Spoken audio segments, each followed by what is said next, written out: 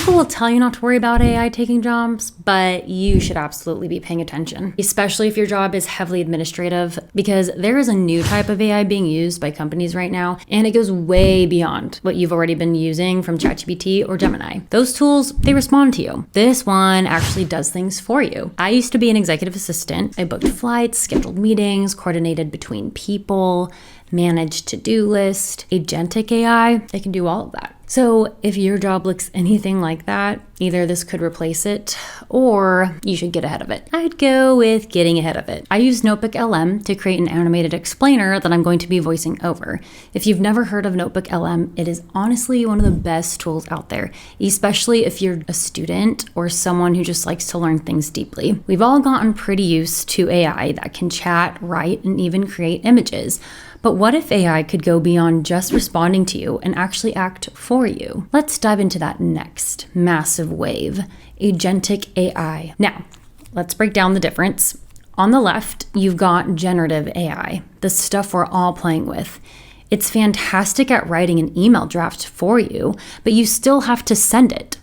On the right, that's Agentic AI. It doesn't just write the email, it logs into your account, finds the right contact, attaches the correct file, and hits send. It goes from being a helpful tool to being an active teammate, and to really get our heads around where we're going, we have to be clear about where we're starting. Let's quickly touch on the AI we all know and use pretty much every day. I love this analogy. Think of current generative AI as a brilliant librarian. You can walk in and ask for the world's absolute best chocolate cake recipe. The librarian will find it, present it, and maybe even explain some of the tricky steps. But at the end of the day, you still have to go home and buy the ingredients and do all the baking yourself. The AI gives you the information, but you have to do the action. That is where everything is starting to change. We are now taking this incredible leap from an AI that just responds with information to one that can autonomously act on it. If you tell a standard AI, I want to book a trip, it'll probably just spit out a list of flights, but in the agentic system, it takes that high-level goal and runs with it. It coordinates a whole chain of tasks, finding flights, booking hotels, checking your calendar to deliver a complete plan that you can actually use. So how in the world does it actually do that?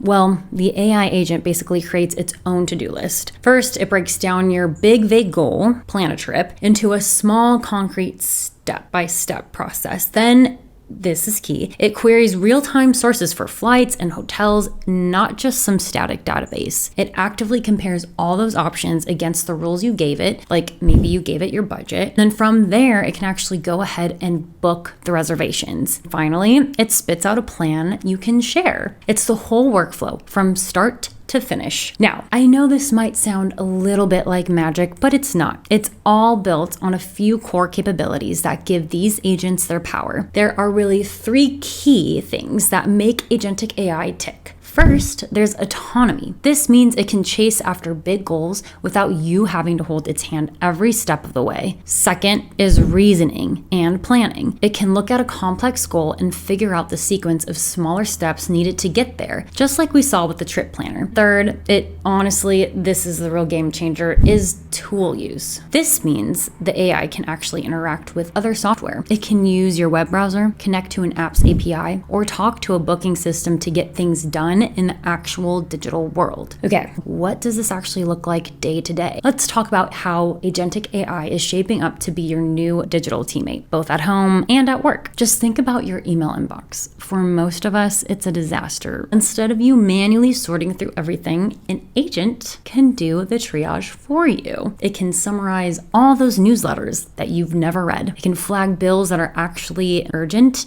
and even draft replies. The impact in professional fields is even more profound. Take healthcare, for example. Agents are already being developed to help doctors with diagnostics, create highly personalized treatment plans based on a patient's unique data, and automate the incredibly tedious analysis of medical images, freeing up specialists for the work that truly requires a human touch. It's a similar story in finance. The applications here are just as transformative. Agents can monitor thousands of transactions in real time to spot fraud, automate really complex loan approval workflows, and even give customized financial advice by crunching market data against someone's personal financial situation. It's all about making our financial systems faster, smarter, and a whole lot more secure. Finally, let's look at retail. We're moving so far beyond those clunky chatbots. Agents can create genuinely personalized shopping experiences, manage complex supply chains by predicting demand, rerouting shipments, and fully automate customer service issues from the initial problem all the way to the final resolution. With this much potential, it is absolutely no surprise that every major tech player is in a flat-out race to build the future of AI agents. But what's fascinating is that they're all taking slightly different approaches to get there. You've got OpenAI, the company that gave us ChatGPT. They're really focused on creating what you could think of as a digital personal assistant, or maybe even employees. Their goal is to build an agent that knows you, your preferences, your context so well that it can just act on behalf of you across all your different apps. Anthropic, the makers of Claude, they're tackling a different but super annoying problem. It's the fact that none of our apps really talk to each other. They're building the infrastructure, something called the Model Context Protocol, or MCP. The easiest way to think about this is like a universal adapter. It's a system designed so that one single AI agent can securely plug into all your different tools and make them finally work together. Then there's Apple. No surprise here. Their entire strategy is built around one word: privacy.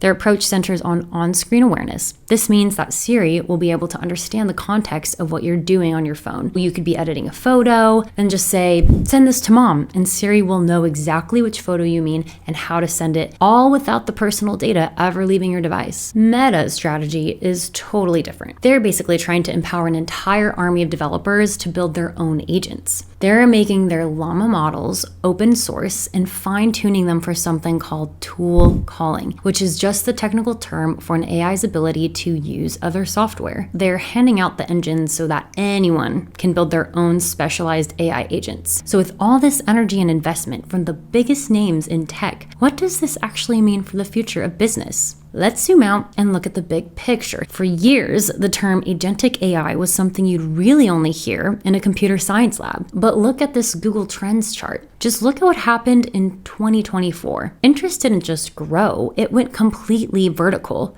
And you know what they say, where attention goes, money follows. The market for AI agents is projected to absolutely explode, hitting an estimated $52 billion by 2030, and that's up from just $5 billion in 2024. That's not just hype, that's real demand from businesses that want AI to execute workflows, not just write copy or answer questions. And to put a really fine point on it, this isn't some far off future. It's happening right now. So why are businesses investing so much so fast? The fundamental promise of agentic AI is a huge reduction in what economists call transaction costs. That's a fancy term for all the time and friction and effort we spend in searching for things, communicating, and coordinating. Agents can automate huge chunks of that, leading to massive gains in productivity, which of course brings us to our final and maybe the most critical question. As we hand over more and more agency from humans to machines, we run into a really complex new problem. When an AI agent acting on its own makes a mistake, booked the wrong flight, denies a loan unfairly, or causes real harm, who is ultimately responsible? It's a huge challenge of accountability, and it's one we absolutely have to solve as we step into this new autonomous age. So now you know what agentic AI actually is, and you know why it's not just a tech buzzword,